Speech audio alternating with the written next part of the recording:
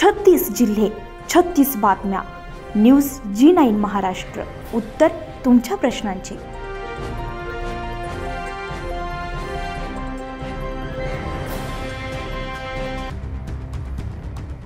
राज्यातील शेतकरी अतिवृष्टी पिकांचे नुकसान, उत्पादन खर्चातील वाढ आणि विक्रमी दरकपातीमुळे गंभीर आर्थिक संकटात शेतकरी सापडलेत. अशा पार्श्वभूमीवर माजी आमदार ॲडव्होकेट वामनराव चटप, खासदार राजू शेट्टी, रासप नेते महादेव जानकर, शेतकरी नेते अजित नवले, आदी शेतकरी नेते आज मुख्यमंत्री यांच्या उपस्थितीमध्ये मुंबई येथे महत्त्वपूर्ण बैठक घेणार आहेत. या बैठकीमध्ये राज्यातील सर्व शेतकऱ्यांची संपूर्ण कर्जमुक्ती जाहीर करून 7/12 कोरा करावा, हे महायुती सरकारने दिलेल्या जाहीरनाम्यातील आश्वासन तातडीने पूर्ण करावं.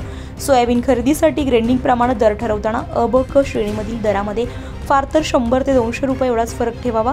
कोणत्याही श्रेणीचा माल शासनाने जाहीर केलेल्या किमान आधारभूत किमतीपेक्षा कमी दरात विकला जाणार नाही याची दक्षता घ्यावी. कापूस, सोयाबीन, धान्य आणि शेतमाल खरेदी केंद्रे तातडीने सुरू करावीत. कांदा उत्पादकांचे प्रश्न तातडीने सोडवावे. राज्यातील अतिवृष्टीची मदत तुटपुंजी असून नुकसानग्रस्त शेतकऱ्यांना किमान हेक्टरी 50,000 मदत द्यावी.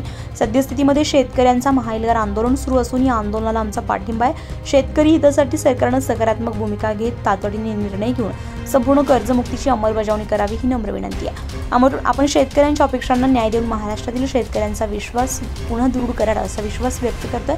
तसेच बोदवड तालुक्यातील जेवढे शेतमाल खरेदी विक्री केंद्र आहे त्यांची काटा तपासणी इन कॅमेरा तातडीने करण्यात यावी. निवेदनावर शेतकरी संघटनेचे जिल्हाध्यक्ष दगडू शेळके, तालुकाध्यक्ष पुरुषोत्तम पाटील नाना, संतोष पाटील, सुवर्णसिंह हजारी, प्रवीण मोरे, रवींद्र मराठे, सुभाष पाटील, सतीश पाटील, रतनसिंग पाटील, सुभाष पाटील, दीपक चौधरी, विजया पाटील यांच्यासह शेकडो शेतकऱ्यांच्या सह्या आहेत. न्यूज G9 महाराष्ट्रासाठी ईश्वर वाणी, जळगाव, बोदवड.